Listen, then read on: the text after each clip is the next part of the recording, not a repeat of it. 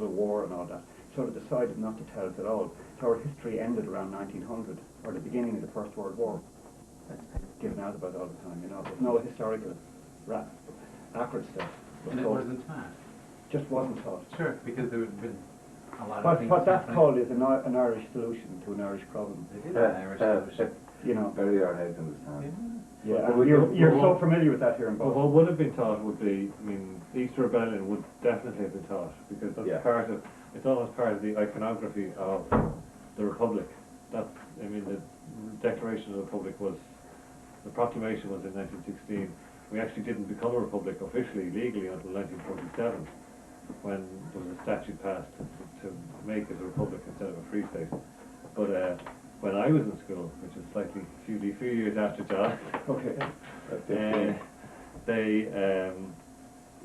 we did do 1916, and but one of the things that was, and we learned, okay, the practical things about, you know, the formation of the IRB, which was the precursor of the IRA.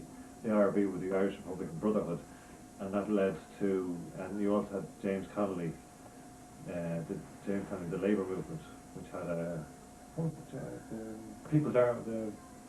Citizens' Army, which was a Labour movement army based on socialist ideals.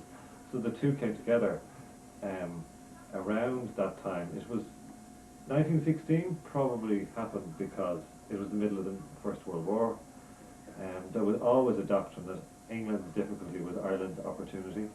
So they were diverted in some ways in the First World War, in the middle of, you know, the Battle of the Somme, and a huge number of people, hundreds of thousands of people being killed in France.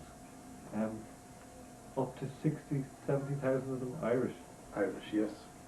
Which is something that I didn't learn in school. Was a lot of Irish people at the time of the Rising were actually fighting for Britain on the fields of France in the British Army, and that was never spoken about either. Like John said, that, you know, in family history, that was never spoken about either. If your grandfather fought on the British side, but it was never considered to be part of Irish history, and Irish national history. Yeah, it wasn't patriotic in later years to have fought in the First World War. People wanted to forget about it. Although the people fighting in the First World War were promised by the British that if they won the war, if the freedom of small nations would be given as a result of it, but they reneged on that prize, on that promise. You know. We just had gone to the Armenian Museum for Mark's class, where the Holocaust had happened between the Turks and the Armenians. And in a similar situation, the Armenians were invited by the French to fight as a foreign legion, under the premise that once the war was over, they too would be given their independent homeland, and the French reneged on them. The Balkans, it was the Balkans. So in some ways, to get back to 1916, the difficulties in teaching it in some ways was partly because it was, in many ways, a myth was written about it. It was written into the history books as a romantic, idealistic battle which happened in a vacuum almost. Like, we weren't taught the context that, you know, what the reality for Irish people in Dublin in 1916 was. They were in the middle of effectively a war. There was a British occupation. A lot of their brothers and sisters and brothers and fathers and uncles were away in France fighting for the British, in the expectation that when the war was over, the Irish National Party, Redmond Party, was going to get home rule. So there was a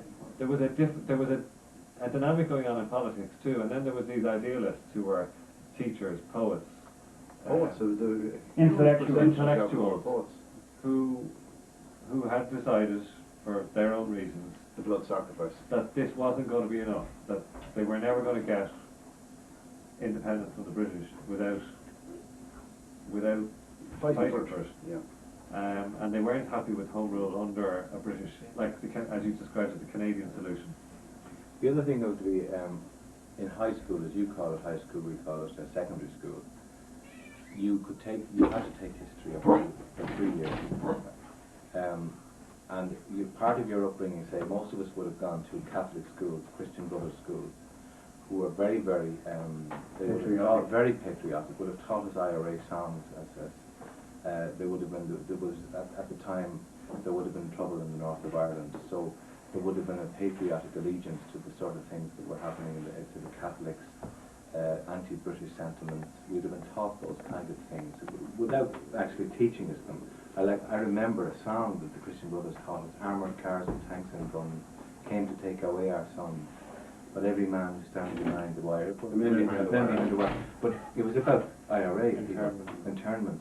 Which, okay, but that's the context of you going into secondary school, or you call it high school, and then being taught about Irish history and the rebellion. My memory is that I didn't learn anything about the Irish Rising, except what I can remember is that we were told they were shot dead, they were executed. One of them was executed in a wheelchair. James Connolly, they even took him out in a wheelchair. The other guy had the TV, wasn't yeah, it? and that De Valera didn't get shot. Now at the time, De Valera was our president. Okay, he would have been our president when I was in secondary school. Oh yeah, sorry.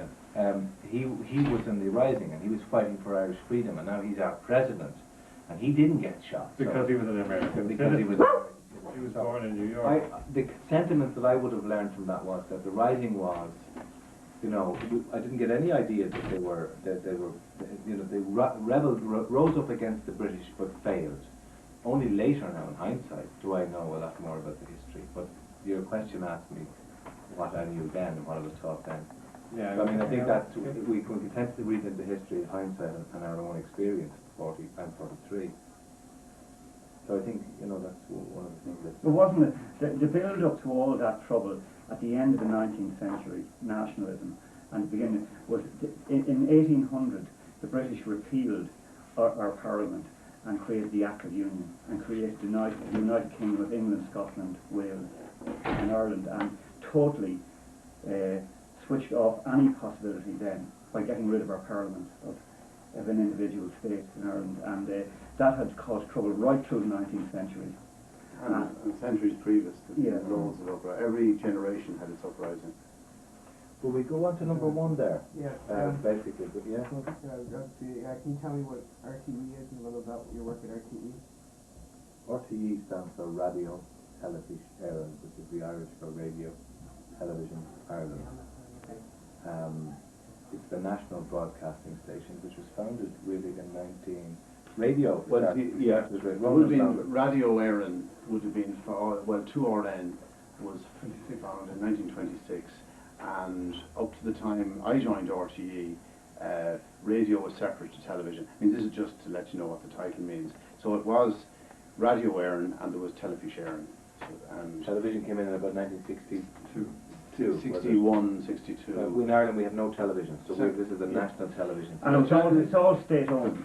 All our broadcasting until recent times, until the 80s, was totally state-owned. There was no private commercial broadcasting, either in television or radio. So our objectives were and to learn anyway, to provide a public service, a broadcasting service. When I joined RTE, there was one channel in Ireland when the RTE started up. And on the east coast of Ireland, where it's nearer to Britain, they could get about 4 other channels, English channels. But there was one channel for the majority of people in Ireland. In fact, there was no television, and then RTE came along in 1962, and there was one channel. And that remained the case until 1979. And then to give people a choice, because they only had the one television station, RTE set up a second channel, and the first channel was for sort of more serious programs, home-produced programs, and the second channel was going to be for light entertainment and foreign, a lot more foreign and films and things like that. And it's only, looking back on it, it's amazing to think that that was the choice that people have. Now, when we used to come to America, you'd see maybe 20 or 30 channels available, but then quality drops when quantity comes down. So at this time, RTE is going through kind of a crisis because we had a monopoly. A monopoly is very good for your business if you have a monopoly. In some ways, well, it's good for your business. But when all this, the pie is now divided among 50 channels, whatever, 40 or 50 channels. So RTE is kind of being, it was state. The majority of television in Ireland came from the government, it came from the people. Reasonably democratic. There's always there's pressures there. But at this stage now, there's a commercial TV3, and we have a lot of these foreign channels who rob our advertising as well. So it's much more diverse. So, but it's still, it'll be alive and well, but it's mainly at the time, because there was nobody making television programmes, everything was made in RTE, so there was a permanent staff of about 2,500, and that included orchestras, radio, television, and the regions. We have people in the regions. But now most of the work is farmed out, so the station has kind of got smaller in its importance. We have a mission, which is that our programme should reflect national Irish culture and ideals. Now that is the mission, but we find our station isn't that good that recently. As commercial pressures come on, it's not as good, and there's less and less Irish culture being reflected. It's becoming more like an international station. And simply our work at the moment is we work as a team. Our teamwork is to make television programs. At this moment we make 26 documentary type programs, and this is one of them actually we're working on at the moment. You know. So we're going to move on. July 4th. Yeah. An American sees July 4th as an important date in their history. We see the Battle of Bunker Hill and Concord and Lexington as very important battles in the war for independence in Britain. Is the Easter Rebellion that same kind of event in Irish history? It's an event that you look as an important fight for your freedom? It's less of a holiday. It is. We don't have such a great holiday as you have for July the 4th, do we? Oh, we do not. No, we don't. But it is seen as the great symbolic gesture to strike for freedom.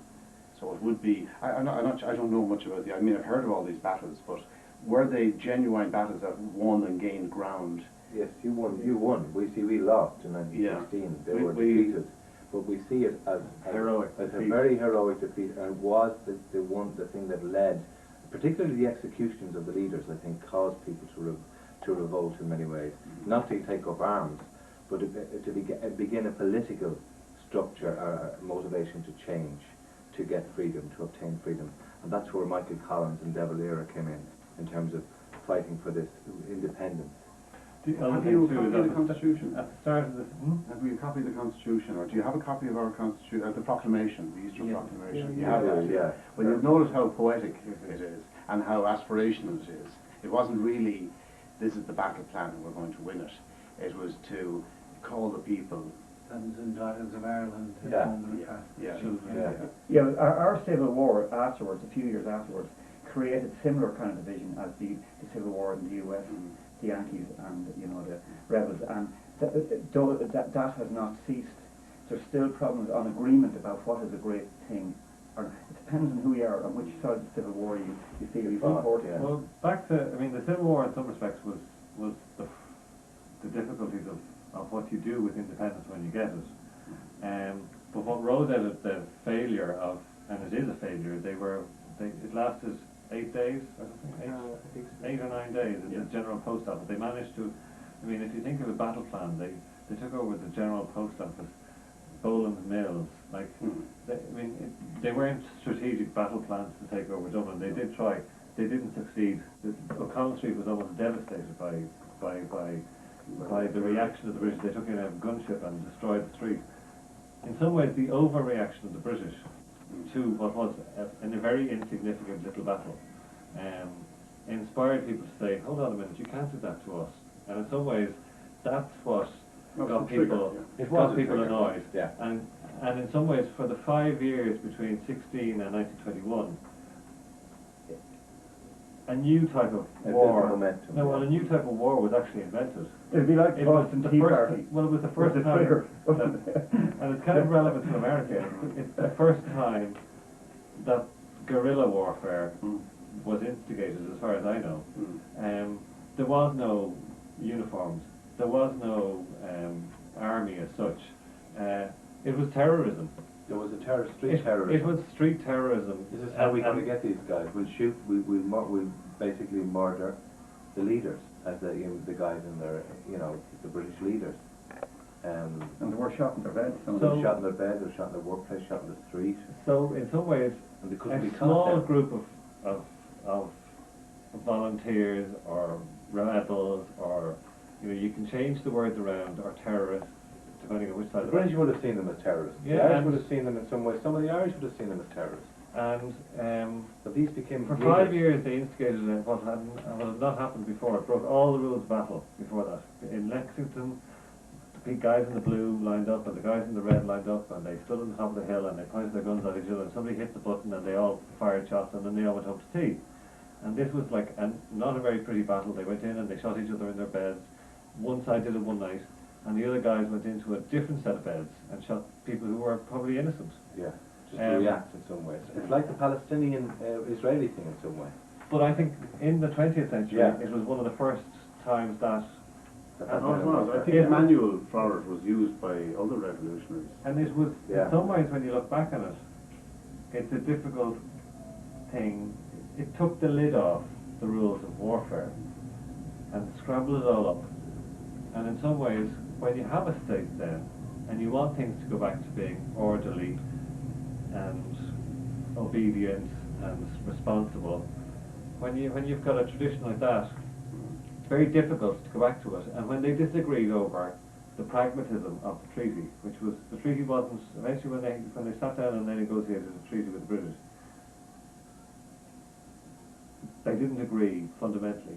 Some people think it didn't go far enough, and other people thought it's a little bit, it's most of what we want, and we'll get the rest later. And that's where the split happens. But then you have these two groups who split, who were both trained in terrorism. The genie was out of the bottle. Yeah. And it's not possible to say, get back into your boxes now and just put up with it. And they fought. And brother fought against brother, father against son. Yeah. Houses were split, people didn't speak, people shot each other, literally in each other's beds. And the British withdrew. The troops all left. Except They leave them at it. And they left them at it. Except they stayed up in the north. And all the weapons were there. You know, the guns were there, they were there, and it's one of these things where if you have guns and if you have, it's going to happen. The extraordinary and they kept at it till they literally tired themselves out. It was like it was quite an extraordinary thing happened at that time. There was a civil war. The people who were for the treaty and the people who were against the treaty had a civil war. It took a year, and I think the actual numbers killed, I've forgotten what they are now, but I think only about 1,000. I mean, yeah. And the pro-treaty people won, and they set up a government, and they set up their soldiers became the army, and there was an election held, and the first government, well, I don't know, did Cosgrave set up a government from an election or from winning the Civil War? I'm not too sure which. An election in 1918. Okay, well, the first government was run by the people who won the Civil War, who were in favour of the treaty. The next election came along, and the people who had lost the Civil War won. So they went in, and you had a situation where the army of one side was now under the control of the politicians from the other side. Within 6 years, depending on where, 22. 32. Was it 32 the first Fianna Fáil government? 32. Yeah. But you had a situation where now were they going to be loyal to, were the army going to be loyal to the government? Because the government were now the enemy as such, and it held. So the democracy held. The will of the people, the vote, held. It was very precarious, but that held true. And the other thing which I don't think we really gave a clear picture on, which is during the First World War, I had uncles who went and fought in the First World War. And that promise, that kind of veiled promise that we'll sort out independence after the First World War if you're loyal to us now, a lot of people went along with that, but an awful lot of people weren't interested in, well, first of all, didn't believe it would happen because of the situation in the north where we had the Protestants, as we call them now, the Unionists, and their loyalty was to Britain, and they had absolutely no interest in an Irish Republic, but they'd be in a minority in it. So a lot of Irish people reckoned that the chances of the British actually giving freedom after the war would only happen if we took it by force. And that was part of the reason why the IRA felt violence was the way to go, you know. We'll move on? Yeah. The Irish had a long history of fighting British rule. There were many earlier uprisings. The Irish had a long history of being treated poorly by the English, some by taxes, as an example. The way the English treated the Irish during the famine, that's another example. Years and years of being oppressed and treated as a colony, not a nation. And the Irish were making some progress towards home rule and could have done what the Canadians and Austrians did with England, staying as colonies but independent. In 1916, most Irish wouldn't fight with the rebels. Why? I think we kind of went over Yeah, that. Yeah, we sort of did. I mean, even though people didn't come out and fight and support them, they would have, in terms of a vote, they might have voted for the Republic, but they may not necessarily have taken up arms. So even though the majority of people, there wasn't a huge uprising, there was meant to be a lot more groups of people rising, and arms were brought in. Some of them didn't make it in, but it was very much. I don't think the leaders really expected to win. They knew they weren't going to. And they thought they did think it'd be a much more serious effort at a rising. And some parts of the country to this day are still kind of a bit looked down upon because they didn't support the rising. Yeah, there was a regional thing. I mean, people in Dublin may have been a bit more anglicised because they were nearer to the hub of the British Empire. They might have been less supporting than people in the west or the south. Would you say so? They would have been employed more in British service. Yeah. Oh, yeah, yeah. And they might have been more conservative at the time and less supporting, whereas farmers who were more independent-minded in the country and in the west would have been more rebellious. Yeah, I'd imagine. yeah. You know. Oh yeah. And the But it's not entirely true. It doesn't mean there weren't people rebellious in Dublin or the big cities, but they would have been less so, maybe. But certainly it wasn't. I mean, in my school there would have been a man called Kevin Barry, and this is during the war. When there was the 1916 rising, and then that was during the First World War, and then between that and 1922, the First World War ended, the political movements were taken over in Ireland, and then we had a war of independence against the British. And at that stage there was no world war happening, and the guerrilla warfare tactics were used, and there was a lot of heavy duty war killing went on, much more so than 1916. And at the end of that, of course, then the treaty came along. So I've forgotten the point I was going to make. Kevin Barry. Oh, Kevin Barry, yeah. So during the War of Independence, one person who was in my old school would have been, he was the youngest person hung for, he was involved with people, a group who ambushed British Soldiers. He was a medical student. He was a medical student at the time, yeah, he left school, and but you'd imagine that he would, I mean, there's ballads sung about him, but the school hardly ever mentioned him during the time I was there. You know, there was never, as part of the 1916, and the fact that a hero of the 1922 was in the school was never mentioned. So a lot of people just got on with their lives. The English were there, and they did. But the thing that you might get, you could get wrong is English occupation wasn't a simple black and white issue. Some of the people ruling on Britain's behalf, the police and authorities of all kinds, were actually Irish. You know, so we weren't just like some kind of country that had been taken over by oppressors, English soldiers walking the street. We were ruling ourselves on behalf of Britain at the time. It wasn't an easy Parliament was in Britain. Yeah, but it wasn't easy to identify who were the bad guys and who were the good guys. Some Irish people were acting as judges. Yeah, the police, civil service was Irish. The army were Irish, you know, mostly, but controlled from England. So it wasn't an easy thing to see who's the good guys and who are the bad guys, who are the Irish and who are not. Same here in 1776, a lot of the English would have been Irish. I think we were given the perception that the police were called the Black and Tan, and that they were evil. Oh, they were. Oh, they were. That was true. They were. And they were just. They Some of them were criminals. They were all from England, and they were sent to Ireland when Ireland rebelled in 1916 and 1920s and that. These guys were English criminals. They were in fact English, and they were very badly disciplined. They were murderers. This is when Kevin was talking about this guerrilla terrorist warfare that happened after the 1916 rebellion. Special squads. There were special squads that these guys sent in to deal with, to terrorise Irish. It was counter-terrorism. They couldn't get these terrorists. They could not find them. So they terrorised anybody that have any sort of sympathies to this kind of cause. I remember my dad saying how they burnt out the centre of his town in Naas, like they just threw a can of petrol into a shop. You know, right in the middle of the town. It mightn't have been the shop that they say the incident the night before happened in, but it didn't matter. It meant that the lesson was, if you support the rebels, you're going to be burnt out. Yeah.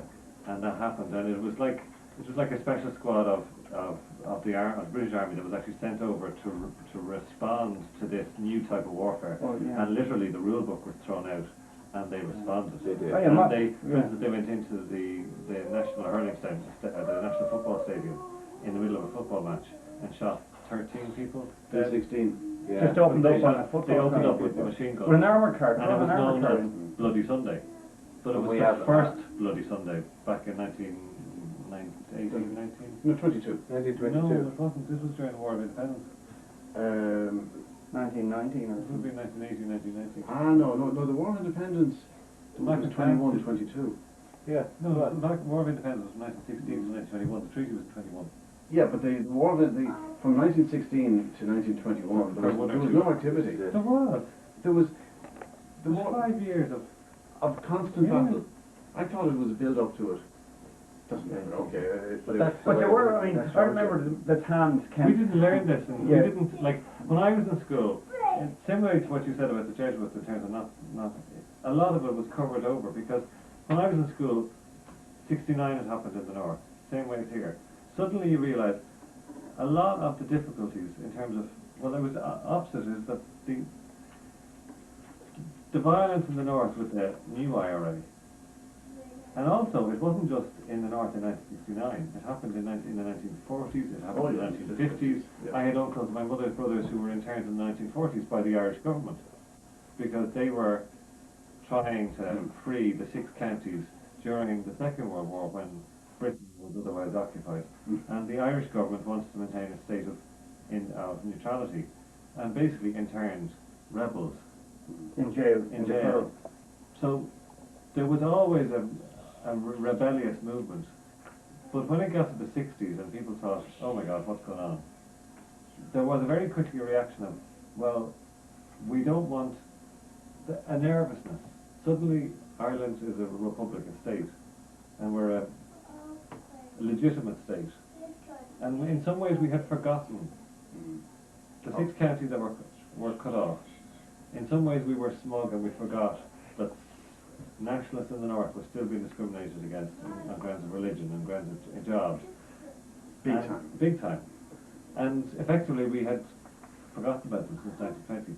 It was embarrassing for the state in some ways to realise that when the civil rights movements across the world happened, and this happened in the north as well, people thought, oh my God, we've kind of been caught out. Theoretically we have this, constitution which says they're all citizens, which defends their interests, but we hadn't done it. And it was embarrassing, and in some ways people just kind of pulled the rug over us and sort of said, well, we never really made those proclamations in 1916, and it was just theoretical, and it wasn't all the children of the nation equally, and we didn't really mean it to go that far. But they didn't say those things out loud, so they just threw a veil over it and said it's terrible what's going on in the north. But it has nothing to do with the tradition that we had come from, and in some ways it had. And Look in at some the ways- echoes of what you're saying now with what you're here filming about. Yeah. Oh yeah, Church. oh yeah. I mean, you've just described Well, Well, there's that, that is another national thing. history a lot, what has happened in the Yeah. church. That is another thing. The church were very pro-establishment, Oh, they were. pro-British Empire, Yeah. and IRA Catholic guys were Church excommunicated excommunicated. by the church. all the way along the line, right down the And line. the reason for this is Yeah. the British had penal laws for centuries, and they decided to end them in the beginning of the 19th century, and they created minute. They had burnt priests before that and ran them out of the country, but they decided to change all that policy, and they created They seminary brought the minute. bishops in.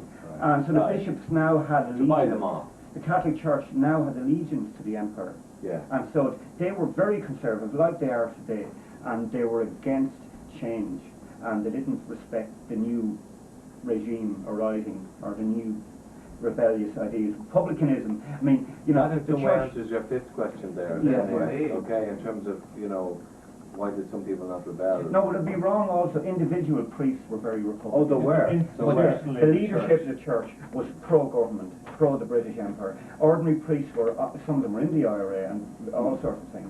Yeah. And had always been the way, down through the centuries. Priests had been like that. Father Murphy. And leaders. Perfect echo. What a fascinating echo, though. Yeah. Absolutely. Yeah. Oh yeah. Yeah. Well, it just shows, the church is a conservative institution. It'll be on the side of the establishment, always. Whereas the priests in the mountains of Peru will Yeah. be driving towards the Well, it predates the church. Yeah. I mean, the Pharisees and all those guys were inside the Romans. Right. It's just the same thing, you know.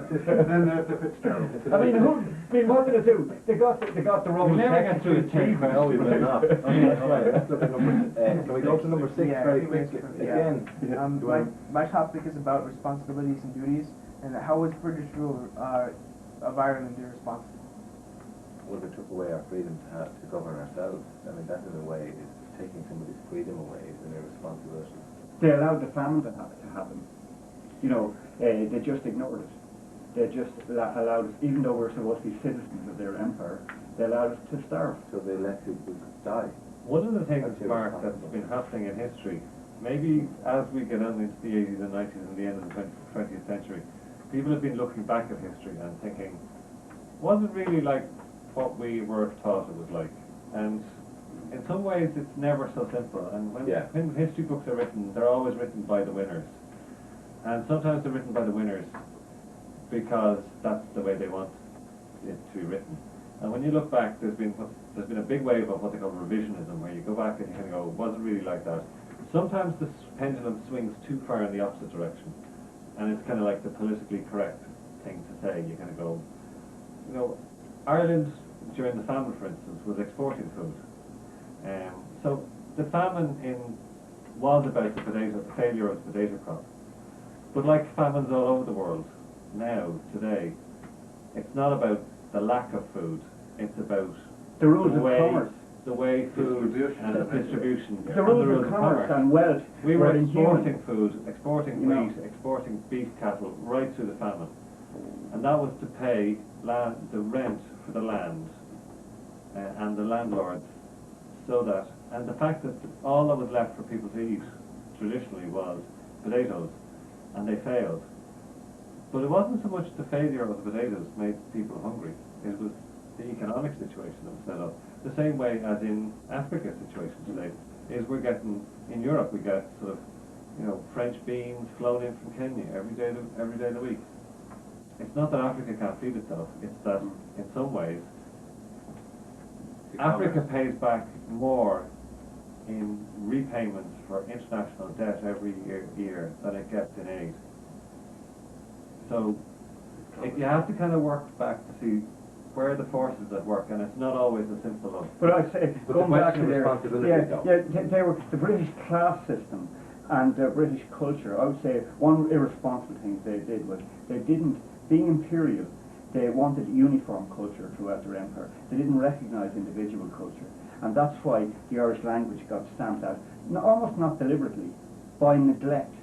I mean, they didn't give Irish language recognition in law, so people stopped using it in order to trade and deal with the law and deal with everything. It wasn't that someone in England said we had to stamp out the Irish language, but their arrogance, their imperial arrogance, created conditions that destroyed it. and the other side of that is if you were them and asked them the question, was British rule in Ireland irresponsible? If you were asking them that question today, if they were alive, they may say to you, of course it wasn't irresponsible. Those elements, as Johnny talks about, are obviously irresponsible, but they might say, well, only for us being there, we gave you an administrative system, we gave you a legal system, we built these beautiful buildings that your governments are housed in, we provided you, we were very responsible towards our subjects, if you know what I mean. They see it in a particular way, and we still in a way mirror what happens in England. Our civil services, our legal Carbon systems, copies, carbon copies. When something is changed in England, it happens to change in Ireland. I mean, we're still out of working. But you see, but it goes back to feudal times. In feudal times, Irish society was decapitated. Our feudal leaders were removed, and you know, going back to 1600, our feudal leaders were rammed and were replaced by English overlords.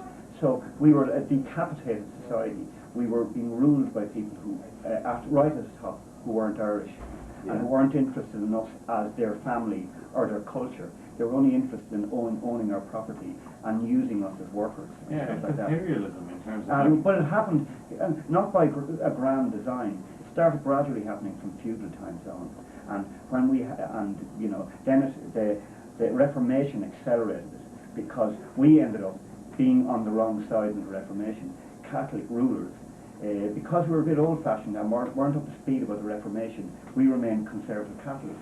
And unfortunately, Catholics lost in the English Reformation. It became a Protestant country, and we were the losers. We were on the losing side, and our leaders were ran out as wild geese in the 1600s. So in a way it's irresponsible, there's no doubt, but their perspective on it would be being responsible. We make these peasants, we'll make them into decent human beings and civilise them.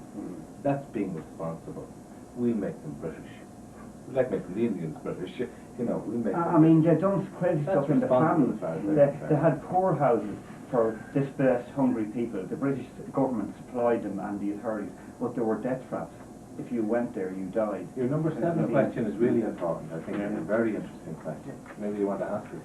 On September 11th, some hijackers might not have been told they were on a suicide mission by their leaders. The leaders of the Easter Rebellion knew before they began that their weapons and help from Germany had been stopped. They knew their mission was doomed before it got started. Did the leaders have a responsibility to tell their men about the situation? Yes. Yeah. I think so. I think they did have a responsibility to tell their men. They fired them up. Well, the thing with the I lack think of... a lot of them knew it. I think they did. I don't think they really expected to win. I think they probably expected a bigger fight and a more widespread fight. I don't think they thought that it was going to light a fire that would spread and do like wildfire and the whole country would rise up. I don't think in their heart they couldn't have expected that. The leaders were fanatical. Public Pierce, I have no doubt, was a total fanatic. He was obsessed with Irish nationalism, and he came up with the odd concepts of blood sacrifice, you know. He knew he was going to die. I mean, I think he knew martyrdom was there. And he was irresponsible, because his personal desire for Yeah. martyrdom caused a lot of people to die. Yeah. You know, and I would say he was... There wasn't arrogance there, all right? There wasn't arrogance. He was an arrogant like, intellectual. For instance, you only see Corey Pierce photographed or from the South. In the Imperial, like Caesar on a coin. But you know why? Looking from one The side. reason is He had a squint in his other eye, and he wouldn't have it known that there was a flaw. So you kind of go, Yeah. when you think back on the insides of something like that, it's like you kind of go, Yeah. You doubt him. But He their wasn't a idealism- perfect soldier. But their idealism was that they saw martyrdom as a positive dimension towards Irish freedom, to lead towards Irish freedom, and to the Al-Qaeda hijackers, and whether they've been told or not been told, you know, there is a great parallel there. I wouldn't and say there it. is- I'm not sure. Well, there is a parallel. But they did They certainly didn't go stop. to certain doom. No. No, they didn't go to certain doom, but they But knew these guys they didn't know probably they were would going be to certain doom either. The hijackers. No, they didn't. Of course they did. Flying a plane into a building. No, No, a lot of them didn't know. Maybe the pilot knew. But Really? a few of them. Did. No, but this is what the question is asking. Yeah. Someone Well, who how would they didn't have know. believed where they were going if they weren't I going? thought they might have been hijacking a plane. Oh, You know. Well, this is a theory that's But, been put out. yeah, but it's a good question though. But the question Interesting. still remains in terms of responsibility to tell them. one interesting point, and I mentioned it earlier on, is that one of the leaders of 1916 survived to die in bed in the 90s. That's Eamon de Valera. Eamon de Valera, and he was sentenced to death and should have been shot. American citizenship. He got out. It has Yeah. its uses. but he also escaped from prison in But it England. was an arguable case, and he argued it. So there were pragmatists in there who kind of figured, you know, The British wouldn't want to upset America, ally in no, Europe. what I'm arguing is that De Valera argued the case, or let it be argued on Yes. his behalf, He argued To it. stop himself being to shot. stop himself being shot. And you kind of go afterwards, and it has always been, because of the Civil War, and because either people were either pro-Dev or anti-Dev, it became controversial thing. It's like, where was the heroism in that? Why did he let the other guys die and survive as, you know, pulling out the trump card? And he went on to become the Taoiseach, the Prime Minister, the President, and fought through, well, Yeah. It seems like a lot. he went and fought his fellow brothers or whatever in the Civil War and went on, and you kind of go, there's pragmatism for you, there's the politician who was going to go, Yeah. and you kind of go, so there was a big diversity between the heroes, maybe the poets, the martyrs, the people who went like that, and then there was the fighting men, like Michael Well, Collins. Michael Collins was assassinated, and then there was implications for But who were them. ruthless, Yeah. pragmatic, ruthless, determined, and then you had the De Valera's who survived all of that and went on to rule. And you kind of go, I think my own belief, my own personal, it's all very murky now, and there wasn't, I don't believe there was any real great, you know. the next question. We keep jumping ahead. We keep jumping ahead. And Greg, muddying the waters. I don't know if it's going to clarify anything. You have a lot of editing. Ask it anyway. The British executed so many of the rebels that the Irish at home and around the world were united against Britain rule by these executions. The rebels wrote the proclamation before the revolt in many powerful letters from prison before they were killed. Do you have a favorite person or writing from the Rising?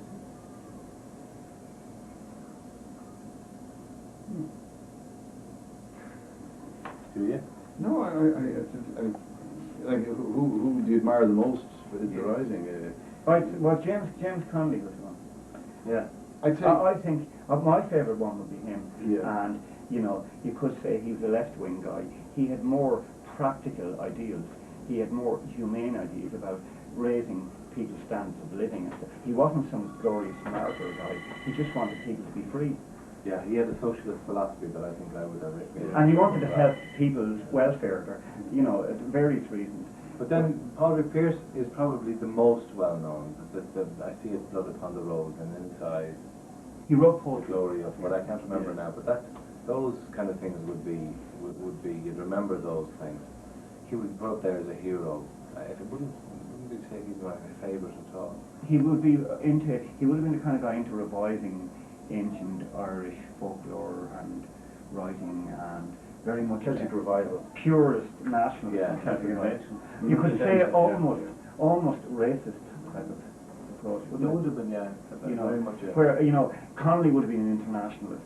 That's what I like. Connolly would have been an international. Like nowadays you say he was a commie. Unfortunately nowadays you say he was a commie. He had socialist ideals which would have been very much similar to communism.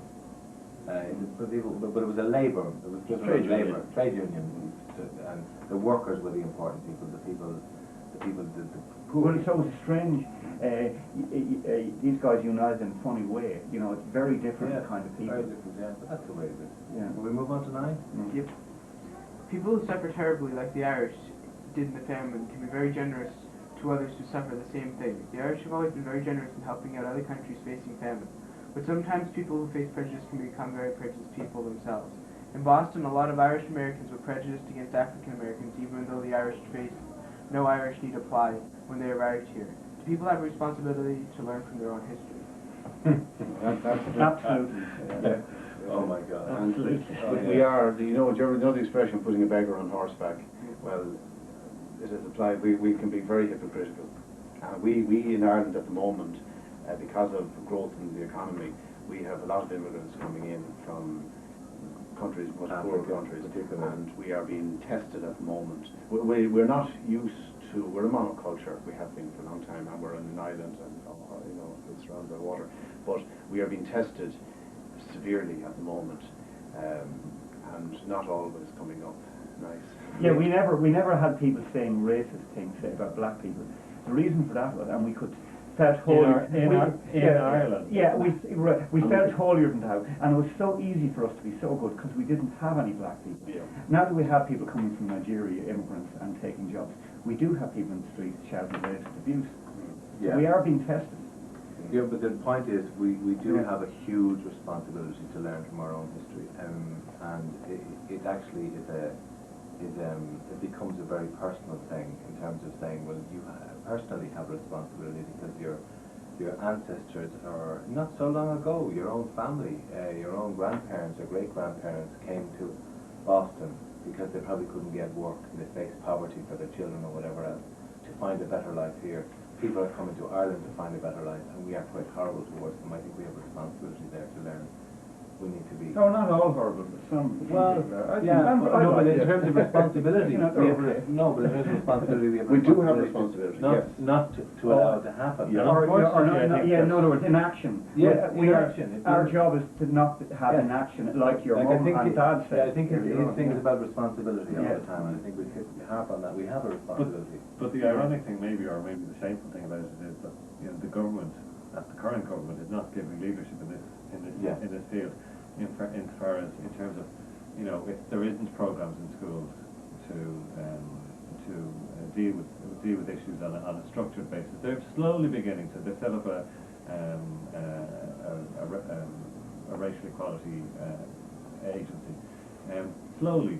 But generally speaking, when push comes to shove, the leadership that's been given by current politicians in Ireland is self-serving in terms of their voters.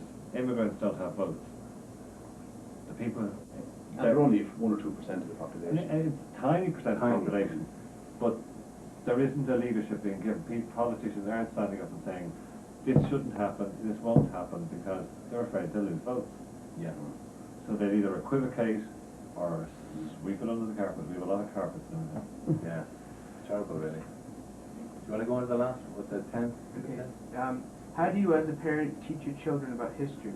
And how are parents responsible for teaching about peaceful solutions to trouble? It's not necessarily just in Ireland. No. How do you stop your child? Actually, it's interesting. I have an 18-year-old son, and sometimes he comes out with statements that are sometimes, well, racist, not so much against coloured people, sometimes anti-American. Where he's getting them from, I don't know, and anti-English. And he's a very bright young lad, and he reads a lot, but it horrifies me, and I have to sit him down and say that, I mean, we have bad relationships with the English going back 800 years, but I have met 90% of the English people I've met are absolutely, they would actually put us to shame.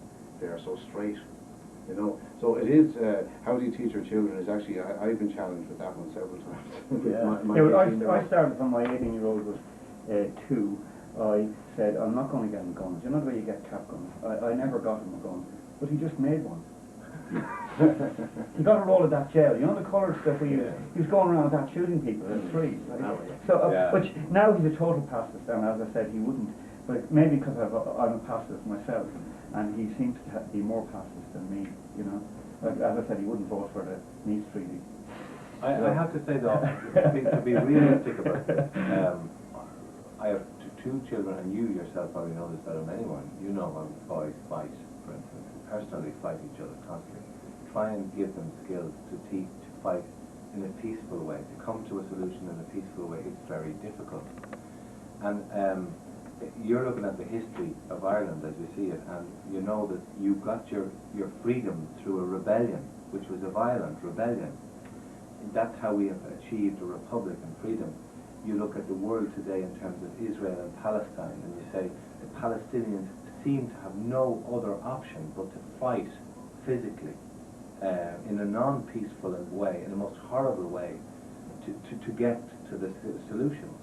And it is very, very difficult to teach children to come to peaceful solutions to their problems.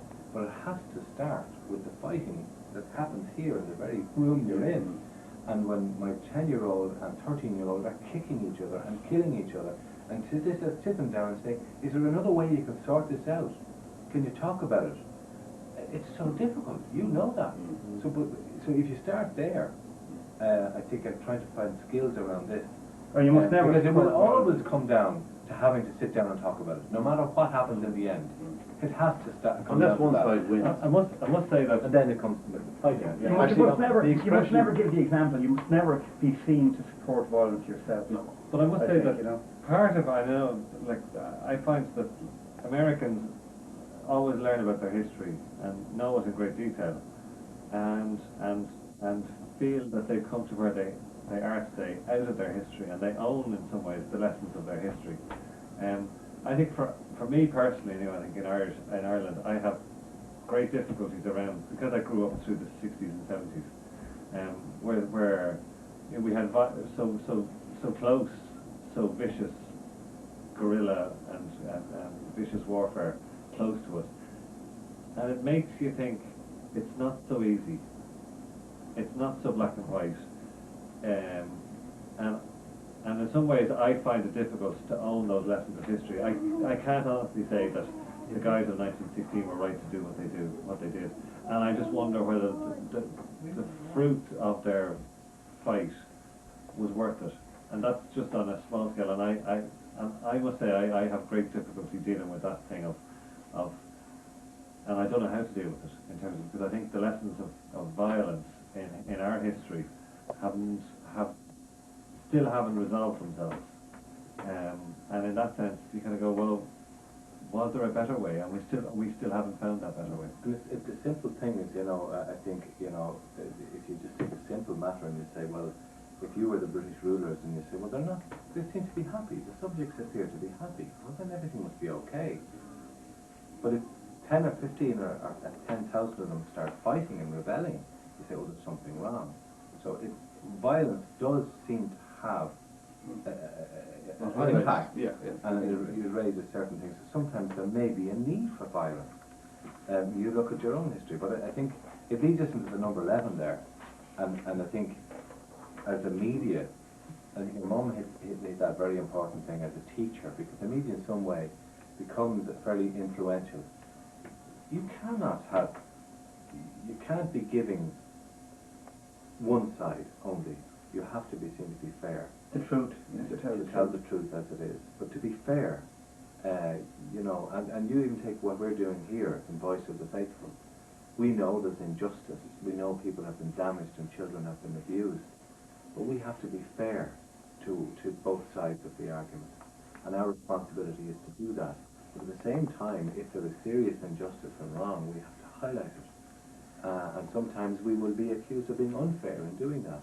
Especially when we highlight it to get people angry, to get them, and we make programs that will get people annoyed. I saw CNN, I was trying to tell you this morning, and I was told, CNN the other day, in my hotel room, when the 12 people were killed by the bomb. CNN done a report on it, and they went, now we're going to an interview, and they gave a lady's name. You knew what her name was Cohen, so you knew she was going to be Jewish in Israel, and she has something to say. And they went to a package, and it was an old, very old Jewish lady, and she said, when are they going to stop this? When are they going to start loving people? The sound was cut, and her lips went. Then they went back to the studio, and the guy said, an angry reply from an Israeli. That's the other day on CNN. Blatant. Right. The woman was saying, she was being Christian. She was saying, start loving one another, stop killing. And they said she was an angry reply, or an angry comment from them. Yeah. But they cut whatever she had to say after that. They cut her voice, and they just showed the picture. The role of the media, for instance, in this whole thing in character sex abuse has been very interesting in terms of responsibility too.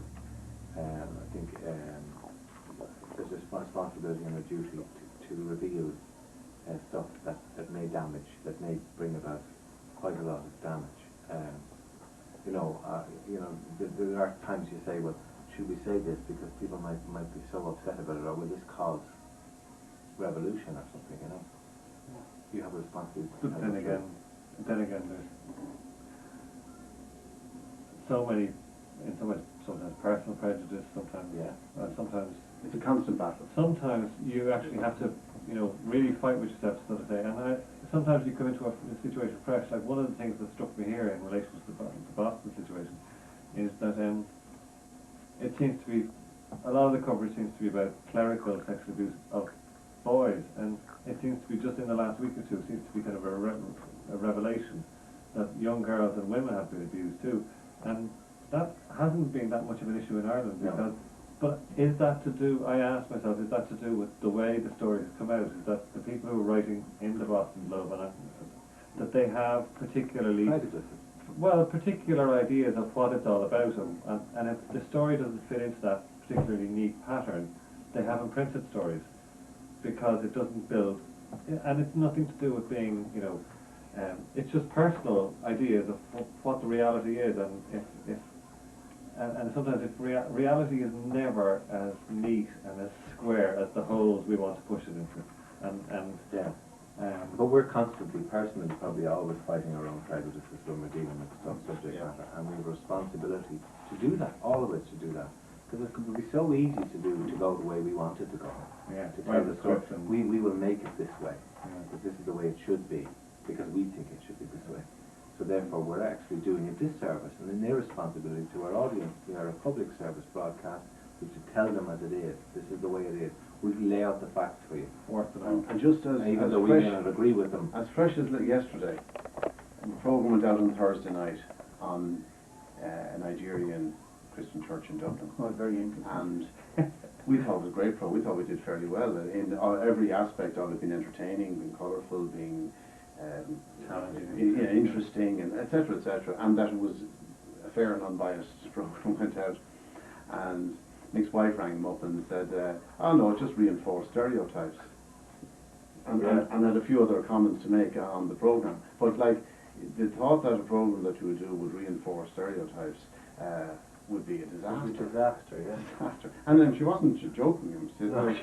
She felt that that's what it had done. Sometimes we miss the word for the trees. I mean, you make mistakes. There were stereotyped black Africans. They were larger than life. They were amazing, weren't they? Oh, they were fabulous people. See, we got to know them in a way. Yeah. Or maybe. And sometimes we get to know them. We get to get the ear glued in with the language.